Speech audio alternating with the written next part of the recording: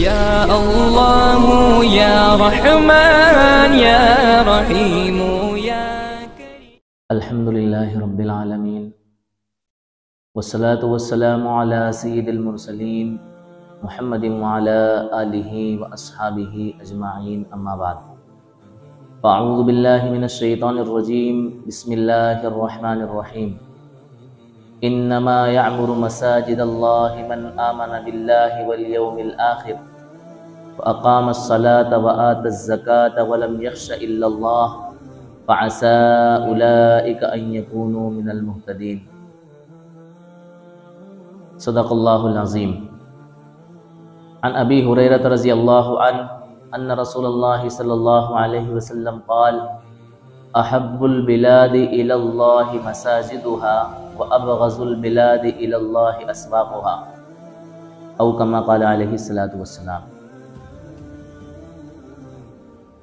मेरे मोहतरम बुज़ुर्गों अज़ीज़ों,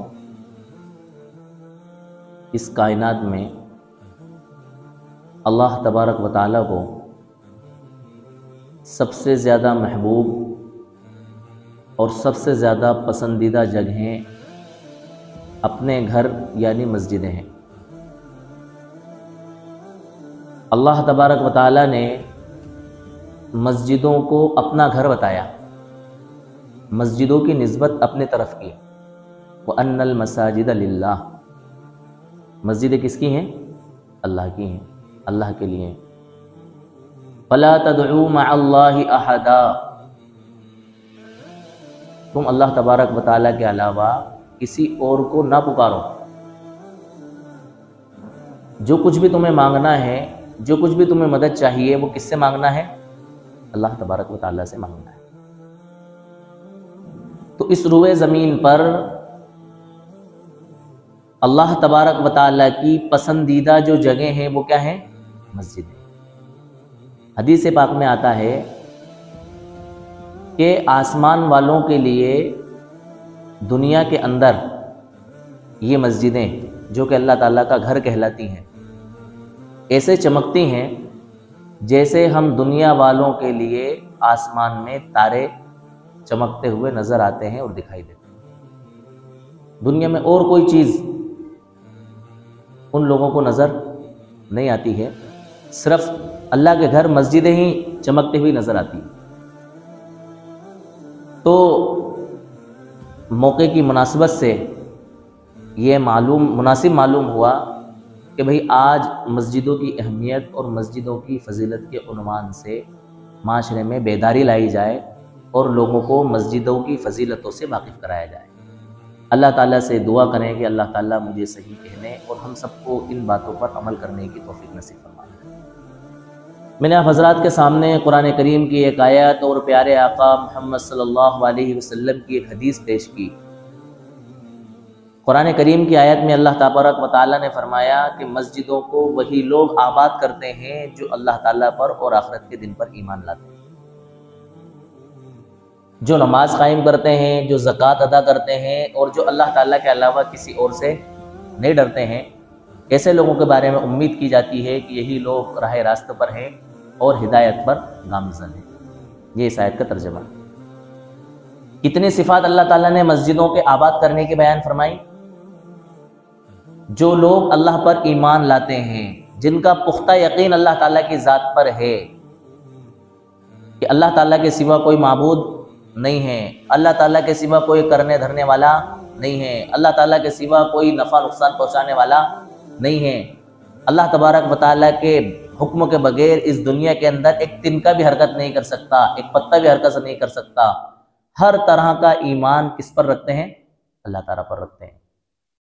वल यौमिल आखिर, और आखिरत के दिन पर ईमान रखते हैं कि हमें इस दुनिया को छोड़कर जाना है, इस ज़िंदगी के बाद हमें मौत आनी है और इस ज़िंदगी के बाद हमें दूसरी ज़िंदगी मिलनी है जिसमें हमारे आमाल के हिसाब से हमारे लिए फैसला होगा। हमारे आमाल अच्छे हुए तो मज़े ही मज़े, और अगर हमारे आमाल ख़राब हुए तो हमारे खसारे और नुकसान ही नुकसान।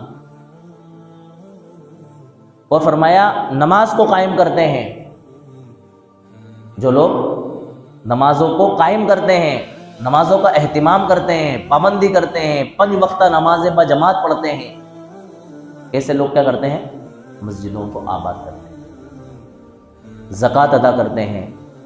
जो कुछ अल्लाह ताला ने उनको माल दिया, उस माल में से अपने लिए जमा करके नहीं रखते, बल्कि अल्लाह ताला की तरफ से ज़कात का जो फरीज़ा उन पर आयद होता है, जितने ज़कात बनती है, ईमानदारी के साथ उस ज़कात को निकाल के लोगों तक क्या करते हैं? पहुँचाते हैं। और फरमाया अल्लाह ताला के अलावा किसी और से नहीं डरते, सिर्फ अल्लाह ताला का डर और अल्लाह ताला का खौफ उनके दिलों में होता है, इसके अलावा किसी और से डरने का कोई सवाल ही पैदा नहीं होता।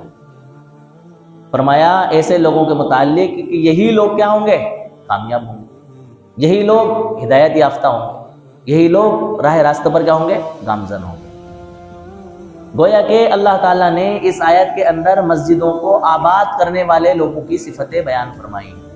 अब हर इंसान इन सिफात की रोशनी में इस आयत पर गौर करके अपने बारे में ये अंदाज़ा लगाए कि क्या मैं भी उन लोगों में शामिल हूँ जो अल्लाह ताला के घर यानी कि मस्जिदों को आबाद करते हैं, या कोई एक सिफत इन सिफतों में से मेरे अंदर नहीं पाई जाती है तो मैं उस लिस्ट से बाहर हूँ जो कि अल्लाह तबारक व तआला के घर को क्या करने वाले हैं? आबाद करने वाले। इंसान अपना जायज़ा ले, देखो मस्जिद की आबादकारी, मस्जिद की आबादी, एक तो ये है कि आप आलिशान मस्जिद बना दें, मस्जिद के अंदर आलिशान कालीन आप बिछा दें, फर्श बिछा दें, अच्छा मार्बल आप मस्जिद के अंदर लगा दें, मस्जिद के रोशनदान आली, मस्जिद की मेहराब आली, मस्जिद का छत, उसकी पंखें, उसकी दीवारें सब आलिशान। ये भी क्या है? मस्जिद की तामीर, मस्जिद की तरक्की है, उसकी आबादी। और सारी फैसिलिटीज आप मस्जिद के अंदर शामिल कर दें, ये क्या हुई? मस्जिद की तामीर और मस्जिद की तरक्की। और एक मस्जिद की आबादकारी ये है, मस्जिद की आबादी ये है कि आप 24 घंटे मस्जिद को मस्जिद वाले आमाल से क्या कर दें? मुंसलिक कर दें। मस्जिद के अंदर सारे आमाल दीनी एतबार से मस्जिद के अंदर हो रहा है। मस्जिद नबवी के नहज पर आपकी मस्जिद बन जाए, ये क्या है? मस्जिद की आबादी, जो कि आज हमारे ज़माने के अंदर हमारी मस्जिदें इन चीज़ों से खाली हैं। हमारी मस्जिदें इन चीज़ों से खाली। 5 वक्ता नमाजों में भी हमारे नमाजी, जितनी हमारी मस्जिद का रकबा होता है, जितनी तोसी हमारी मस्जिद की होती है, उस लिहाज से मस्जिद के अंदर नमाजें नहीं आ पाते। बल्कि अब तो एक ऐसा दौर चल पड़ा है कि कुछ लोग मस्जिद के पड़ोस में दूसरी मस्जिद तामीर करने को ही सबसे बड़ा नेकी का काम समझ रहे हैं। उनको ये लग रहा है कि हमने मस्जिद बना दी और तामीर कर दी तो ये हमारे लिए आखिरत में बड़े कार्य खैर का क्या बन जाएगा? जरिया बन जाएगा। हदीस उनके पेश नजर होती, मन बना लिल्लाहि मस्जिदन बनल्लाहु लहू बैतन फिल जन्ना, कि जिसने अल्लाह का घर यानी मस्जिद को बनाया, अल्लाह तबारक व तआला उसको जन्नत में घर बना करके देंगे। बहुत अच्छी बात है। लेकिन एक मस्जिद के होते हुए बगैर किसी जरूरत के दूसरी मस्जिद तामीर करना, इससे कहीं ज्यादा ये बात इंपॉर्टेंट है कि आप पहले उस मस्जिद को आबाद करने की क्या करें? फिक्र करें। जो पैसा आप बगैर किसी जरूरत के दूसरी मस्जिद को तामीर करने में खर्च कर रहे हैं, उस पैसे के जरिए जो मस्जिद अभी फिलहाल मौजूद है लेकिन आबाद नहीं है नमाजियों से, आबाद नहीं है मुक्तदियों से, आबाद नहीं है पढ़ने वाले बच्चों से, आबाद नहीं है दूसरी और इस्लामी ज़रूरतों से, तो आप उस मस्जिद को हर तरह से आबाद करने की क्या करें? कोशिश करें। इसकी क्या करें? ज़्यादा फिक्र करें। यकीनन अगर आपके महल्ले की मस्जिद छोटी पड़ रही है नमाजियों के लिए और आपकी मस्जिद में जगह नहीं है, तो बेहतर बात है, बहुत अच्छी बात है कि एक और मस्जिद का क्या किया जाए? इंतजाम किया जाए। लेकिन आपके महल्ले में एक मस्जिद अभी खाली पड़ी हुई है,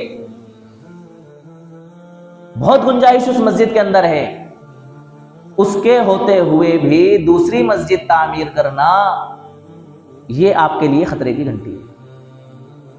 आप सोचें इस बात पर, गौर करें कि एक मस्जिद की तो अभी पूर्ति हो नहीं रही है, दूसरी मस्जिद आपने आवाज बना दी, उसको तामीर कर दिया, लेकिन नमाजियों का उस मस्जिद के अंदर ठिकाना नहीं। इसमें क्या करें? सोचो, विचार करें, गौर फिक्र करें। होता क्या है कि जो लोग मस्जिदें बनाने का काम करते हैं उनको बेचारों को नहीं पता होता है, वो बगैर किसी तहकीक के, किसी पर भी भरोसा करके उनको पैसा दे देते हैं। अब वो अपनी मर्जी से जहां उनको लगता है कुछ पैसे उनके होते हैं उसके अंदर, उनको अपना दुनियावी फायदा देखना होता है, जगह जगह पर उन्होंने ऐसी जगहों पर मस्जिदें आबाद कर दी, देहातों पर, देहातों में, शहरों के किनारों पर, जहां सिर्फ एक शख्स मस्जिद में होता है, वही मौज़िन है, वही इमाम है, वही मुक्तदी और वही मुसल्ली। बताओ क्या असर हो, क्या फायदा ऐसी मस्जिद बनाने का? कितने लाखों रुपए आपने बर्बाद कर दिए। उन लाखों रुपयों के जरिए जो मस्जिदें पहले से बनी हुई हैं उनको आबाद करने की कोशिश कर दे। उन मस्जिदों से इमामों की तनख्वाहें बेहतर कर दे, उन पैसों से, जो पैसे आपने वहां लगाए, उन पैसों से आप मस्जिद के इमामों की तनख्वाहें बेहतर करते, बासलाहियत इमामों का इंतखाब करते। कैसे इमाम? बासलाहियत इमाम, अच्छे मौज़िनों का इंतखाब करते। आप अपनी मस्जिद में अच्छे मकतब का इंतजाम करते। उन पैसों के जरिए आप और दूसरे रिफाई काम या और जो यतीम, बेवा, मिस्कीन, मोहताज, जरूरतमंद है, उनके लिए उस मस्जिद के अंदर फंडिंग का इंतजाम करते और वहां से सारी जरूरतें क्या होती है लोगों की। लेकिन ये बात आम है ना कि हर जगह कुछ ना कुछ ऐसे खराब, मफाद परस्त और बेकार किस्म के लोग होते हैं कि जो अपने फायदे के लिए, चंद कोड़ियों को अपने मफाद के लिए, वो कौम को फायदा पहुंचाने के बजाय अपने मकसद के खातिर क्या कर देते हैं? नुकसान पहुंचा देते हैं। ऐसी मस्जिदें मैंने अपनी आंखों से देखी कि मस्जिद तामीर होने के 6 महीने बाद उन मस्जिदों की दीवारें फट गई, उनमें दरार पैदा हो गई, उन मस्जिदों का फर्श फट गया, उनका जो कंक्रीट था, उनकी जो जमीन बनाई थी सीमेंट और कंक्रीट के जरिए, वो सीमेंट क्या हो गई? सब टूट फूट गई, कहीं से उड़ गई, कहीं से दब गई। इस तरह से बताओ आप, इन्होंने अल्लाह की रजा के लिए काम किया? लगता है ऐसा कि इन्होंने जो कुछ पैसा मस्जिद के ऊपर खर्च किया, ये अल्लाह की रजा के लिए किया, सिर्फ दुनिया के लिए। मस्जिद बनाई, 2-4-10 घरों के पंखे खोल करके लाए, निकाल के लाए, और उन पंखों को मस्जिद में टांगा, उनके फोटो लिए और वापस से निकाल के उन लोगों को पहुंचा दिया। ये मस्जिदों की तामीर है, ये मस्जिदों की तरक्की है, ये मस्जिदों की क्या है? आबादकारी। अल्लाह का खौफ भी नहीं है जर्रा बराबर। अगर जर्रा बराबर अल्लाह का खौफ होता, कसम खुदा की इतनी घटिया हरकत नहीं करते। जहां 2 मकान है जंगल के अंदर, कोई नहीं है, 2 मकान, 4-5 लोग हैं, वो भी अपने खेती बाड़ी में, अपने काम धंधे में इतने मस्त हैं कि कभी नमाज नहीं पढ़ते। 3-4 हज़ार रुपए के कोई मौलवी साहब रख लिया, हाफिज साहब, वही अजान दे रहे हैं, वही नमाज पढ़ा रहे हैं, वही नमाज पढ़ रहे हैं, वही मुक्तदी है और वही क्या है? मुसल्ली है, वही मस्जिद की साफ सफाई कर रहे हैं, बस मस्जिद में अजान हो रही बात। एक मोहतात जायजे के मुताबिक हमारे इस मुल्क के अंदर 60 से 70% मस्जिदें गैर आबाद हैं। कितनी मस्जिदें?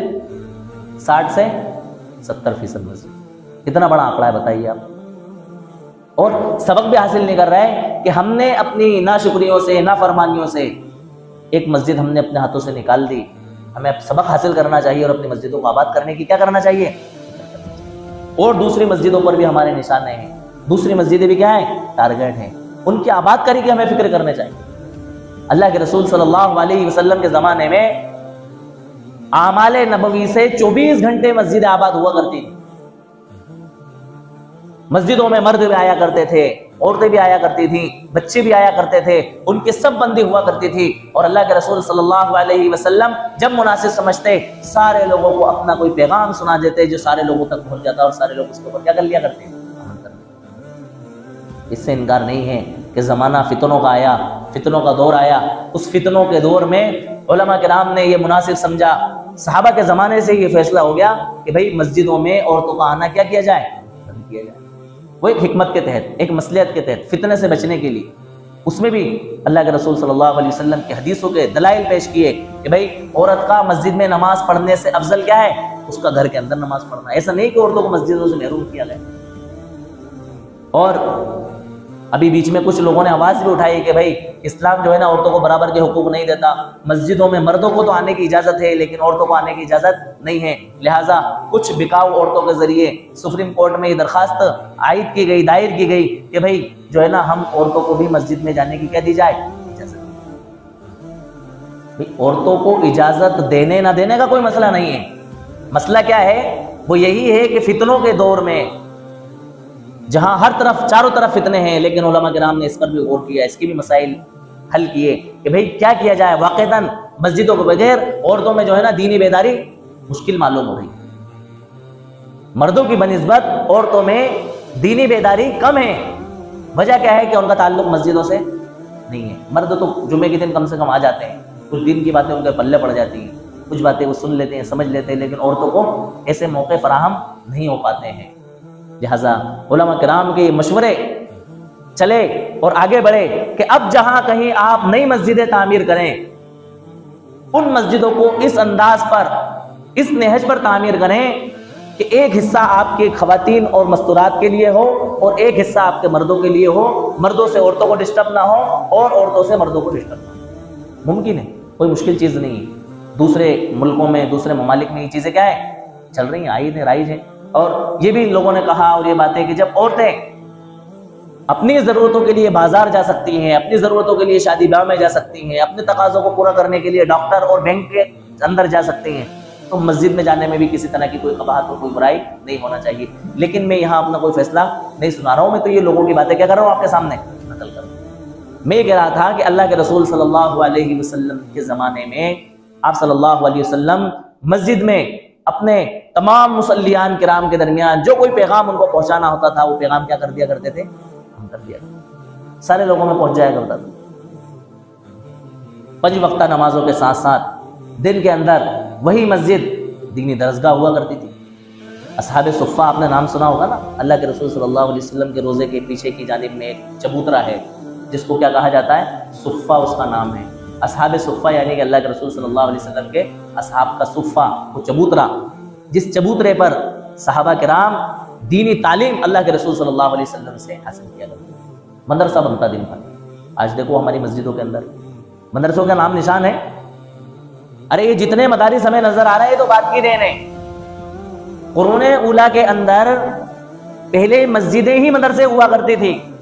आपने नाम सुना होगा बगदाद का, काहिरा का और बल्ख का, खुरासान का। ऐसे बेशुमार इलाके थे जिन इलाकों की बड़ी बड़ी मस्जिदें जो है ना अजीम उशान दीनी दरसगाहें बनी हुई थी। बुखारा, समरकंद, यहां मदरसे नहीं थे। वो मस्जिदें ही क्या हुआ करती थी, मदरसे हुआ करते थे। सारी तालीमें वहां हुआ करती थी। बच्चे नाजरा भी पढ़ा करते थे, हिफ्ज़ भी पढ़ा करते थे, तजवीद और क़िराअत भी पढ़ा करते थे, आलिम भी बना करते थे, फाजिल भी बना करते थे, मुफस्सिर भी बना करते थे, मुहद्दिस भी बना करते थे, मुहक्किक, मुदक्किक, यानी जितनी तालीमात होती है ना उस तमाम की तमाम तालीमात कहाँ हुआ करती थी, मस्जिदों में हुआ करती थी। इस तरह से मस्जिदें क्या थी, आबाद थी। 24 घंटे मस्जिदें आबाद थी। वही मस्जिद नबवी रात में मुसाफिरों के लिए हुआ करती थी, मुसाफिर उसमें आराम करते। यतीमों बेवाओं के लिए वहां से फंडिंग इकट्ठी की जाती थी, तैयार की जाती थी। एक मरतबा नजरान के कुछ लोग अल्लाह के रसूल सल्लल्लाहु अलैहि वसल्लम की खिदमत में हाजिर हुए। इस हालत में हाजिर हुए कि उनके बदन के ऊपर जो है ना कुर्ते नहीं थे, बल्कि चादरों के जरिए उन्होंने अपने बदन को क्या कर रखा था, यहाँ पर रखा था, और तलवारें उनके गर्दनों के अंदर लटकी हुई थी। अल्लाह के रसूल सल्लल्लाहु अलैहि वसल्लम ने उनकी इस कंडीशन और हालत को देख करके आपके चेहरे का रंग मुतगय्यर हो गया।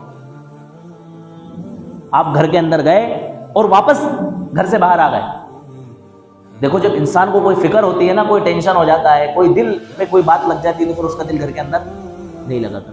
अल्लाह के रसूल सल्लल्लाहु अलैहि वसल्लम फौरन बाहर आए, हजरत बिलाल को अजान का हुक्म दिया, मस्जिद में तमाम लोग जमा हुए, नमाज हुई। नमाज के बाद अल्लाह के रसूल सल्लल्लाहु अलैहि वसल्लम ने ऐलान फरमाया, अल्लाह के लिए सदका करो, खैरात करो, जो कुछ तुम्हारे पास में सब लाओ। जिसके पास जो था सब लाए। फिर आखिर में अल्लाह के रसूल ने फरमाया, सदका करो अगरचे एक खजूर की गुठली के जरिए क्यों ना हो। आप सल्लल्लाहु अलैहि वसल्लम के चेहरे का रंग तब्दील हो गया, यानी कि आपके चेहरे से खुशी के आसार जाहिर हो गए। आपने वो तमाम माल जो इकट्ठा हुआ था सहाबा किराम ने ला करके एक ढेर बना दिया था, वो सब उन कबीले नजरान के लोगों में क्या कर दिया? बताओ, जरूरतमंद मिस्कीनों और मोहताजों की जरूरत कहां से पूरी हो रही है? मस्जिदों से पूरी हो रही है। अब तो हमारी मस्जिदों का यह आलम है कि मदारिस के ऐलान करने वाले लोगों के लिए भी हमारी मस्जिदें तंग नजर आ रही हैं। हालांकि ये बात भी बरहक है कि कुछ लोग इन मदारिस की लाइन में अपना धंधा भी कर रहे हैं। इस बात को कहने में मुझे किसी तरह की कोई आर शर्म, और उन गलत लोगों की वजह से कितने परसेंट है वो हम नहीं जानते, वो अल्लाह ही जानता है। अच्छे खासे लोग भी क्या हो रहे हैं? बदनाम। कुछ अता पता नहीं है कितने बच्चे हैं, क्या मदरसा है, कितने पढ़ाने वाले हैं। सिर्फ चंदे को धंधा बना करके उनका क्या चल रहा है? क्या अल्लाह के सामने हिसाब देंगे? इनको मर के नहीं जाना ऐसा लगता है। कोई डर और कोई खौफ ही नहीं है। दीन का काम कर रहा है, लोगों को गुमराह और धोखा दे रहे हैं। लेकिन ये बात भी बरहक है कि बहुत सारे लोग खुलूस और इलाहियत के साथ और अल्लाह तबारक व तआला के डर के साथ दीन का क्या कर रहे हैं? काम अंजाम दे रहे हैं। कसम खुदा की, अगर हमने उन अच्छे लोगों को तावन करने से अपना हाथ खींच लिया, ये जो दीन के मदरसे, जो दीन के किले कहलाते हैं ना, ये मदारिस क्या हो जाएंगे? खत्म हो जाएंगे, खत्म हो जाएंगे। फिर इस दुनिया के अंदर दीन का नाम लेने वाला कोई नहीं रहेगा, दीन खत्म हो जाएगा। तो मस्जिदों के अंदर सिर्फ नमाजें नहीं हुआ करती थी जिस तरह से हमारे इस दौर के अंदर नमाजें हो रही हैं, और नमाजें भी सही नहीं हो रही हैं।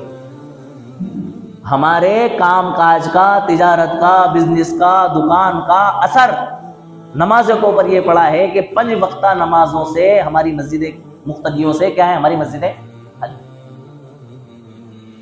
अरे मस्जिद तो हमारी खचाखच होना चाहिए। जैसी मस्जिद हमारी जुमे के अंदर खचाखच होती है, भरी हुई होती है, इसी तरह से हमारी मस्जिद 5 वक्ता नमाजों के अंदर क्या होना चाहिए थी? खचाखच होना चाहिए। जमात को क्यों रखा? जमात की इज्तिमाइयत को इसलिए रखा ताकि ज्यादा लोग इकट्ठा हो, आपस में एक दूसरे से मिलें, आपस में एक दूसरे के दुख दर्द का तज़किरा हो, आपस में एक दूसरे की बातें हो, मिल बैठ करके कुछ मशवरे करें और कुछ जो कुछ कर सकते हो अपने कामों को क्या दें? सरअंजाम। इतनी मशगूली, इतनी अदम फुर्सती कि हमारे पास नमाज पढ़ने का भी क्या नहीं है? टाइम नहीं। हम अपनी मस्जिदों को मस्जिद नबवी के नहज पर उसी वक्त बना सकते हैं जबकि हम अल्लाह के रसूल सल्लल्लाहु अलैहि वसल्लम की मस्जिद, जिसको मस्जिद नबवी कहा जाता है, उसकी रोशनी में ये तय करें कि वो तमाम काम जो अल्लाह के रसूल सल्लल्लाहु अलैहि वसल्लम की मस्जिद में अंजाम पाते थे, वो तमाम काम हम अपने मोहल्ले की, अपने शहर की और अपने मुल्क की तमाम मस्जिदों के अंदर क्या देंगे? अंजाम। तभी हम पस्ती से निकल सकते हैं, तभी हम अपनी बदहाली को दूर कर सकते हैं और हम अपने आप को खुशहाली में और एक दूसरे की हमदर्दी और एक दूसरे की तरस खाई के लिए क्या कर सकते हैं? वक्फ कर सकते हैं। इसके बगैर ये चीज मुमकिन नहीं। 5 वक्ता नमाजों की पाबंदी के साथ साथ हमारी मस्जिदों में हम बच्चों के मकतब के लिए, बच्चों की दीनी तालीम के लिए फिक्र करें। बच्चों को जो कुछ हम दीनी तालीम सरसरी दे रहे हैं, आधा घंटा, 15 मिनट, 1 घंटे की, ये हमारे बच्चों के लिए नाकाफी। इस तालीम से कोई भला हमारे बच्चों का होने वाला नहीं है, उनका मुस्तकबिल रोशन होने वाला नहीं है। उन बच्चों के ईमान के सौदे होने से हम उनको नहीं बचा सकते। ये बात आप सुन लें, समझ लें। हमारी मस्जिदों के अंदर इस एतबार से मकातिब चलें कि 24 घंटे हमारी मस्जिदें जो है ना मकतब के निजाम से क्या हो जाए? कायम हो जाए, आबाद हो जाए। 2-4 घंटे के लिए चंद बच्चे आए, वो पढ़ें, वो चले जाएं, फिर दूसरे बच्चे आए, वो पढ़ें, वो चले जाएं। नौजवानों की अलग शिफ्टें चलें, बुजुर्गों की अलग शिफ्ट चलें, उम्र दराज लोगों की अलग शिफ्टें चलें। अपने अपने वक्तों के लिहाज से इसके लिए हमें फिक्रमंद होना पड़े। इसके बगैर हम अपनी मस्जिदों को आबाद नहीं कर सकते। अभी हमारी मस्जिदें गैर आबाद है। हम दीन सीखने की फिक्र करें, हम हुनर सीखते हैं, इल्म सीखते हैं, और कोई हमारे लिए जो हमारी फील्ड का काम होता है उस काम को हम सीखते हैं। हम दीन भी सीखें, अपनी दुनिया के साथ साथ हम दीन भी सीखें। दीन सीखने की कोई उम्र नहीं है। अक्सर व बेशतर ममालिक, हम किसी और जगह की बात नहीं करें, अपने शहर की बात कर लें, जो मकातिब के मुनज़्ज़म इंतजाम से, मकातिब के मुनज़्ज़म तरीकों से क्या है? खाली मकातिब सिर्फ बराए नाम चल रहे हैं। जो खातिर खा फायदा मकतबों से हमारे छोटे बच्चों को होना चाहिए, वो फायदा नहीं हो पाता। और इसमें हमारी सबसे बड़ी गफलत और लापरवाही है, यानी आवाम की, जिनके बच्चे पढ़ने के लिए जाते हैं। हम इसके लिए फिक्रमंद नहीं है। हम अपनी जरूरतों में, अपनी मशगूलियों में इतने बिजी हैं कि हमें फुर्सत ही नहीं है कि हम इसके लिए क्या करें। कौम की कोई हमदर्दी, कौम के लिए किसी तरह का कोई अच्छा विचार, अच्छी सोच हमारे दिलो दिमाग के अंदर नहीं। इसके लिए मस्जिद कमेटियां और मुस्लिम लीडरान और जो अपने महल्ले और अपने शहर के अंदर असर और रसूख रखते हैं, जिनके एक इमेज है, उनको आगे आकर के इन सारे कामों को क्या करना चाहिए? मस्जिद की आबादकारी के लिए तैयार करना चाहिए, फिक्र करना चाहिए। ऐसे मकातिब के निजाम के हमारे बच्चे ऐसा शानदार कुरान पढ़े कि अगर कोई बैरून की या किसी अरब मुल्क की जमात हमारे बच्चों का कुरान सुन ले तो वो ये कहे कि आपके बच्चे ने किस मुल्क के अंदर तालीम हासिल की, क्या सीखा है आपके बच्चे ने। और इस बात को कहने में भी मुझे कोई किसी तरह का तरद्दुद नहीं है। अल्लाह की कसम, पढ़ाने वाले भी मट्ठे हो गए, ध्यान नहीं है उनका, तवज्जो नहीं है, सिर्फ उनको उनकी फीस से मतलब है। और पढ़वाने वालों को भी इस बात की कोई फिक्र नहीं है कि हमारा बच्चा क्या पढ़ रहा है और क्या नहीं पढ़ रहा है, कितना सीखा कितना नहीं सीखा, क्या क्या इसने सीखा, क्या निजाम है, क्या निसाब है। यार हम स्कूल को इस तरह का नहीं तय करते जिस स्कूल के अंदर निजाम ठंडा और ढीला हो। हमें फिक्र होती है कि नहीं, हम फीस दे रहे हैं तो हमारे बच्चे की तालीम हो रही है कि नहीं हो रही। पेरेंट्स मीटिंग में हम सर खा जाते हैं टीचर का, नंबर कम कैसे आए।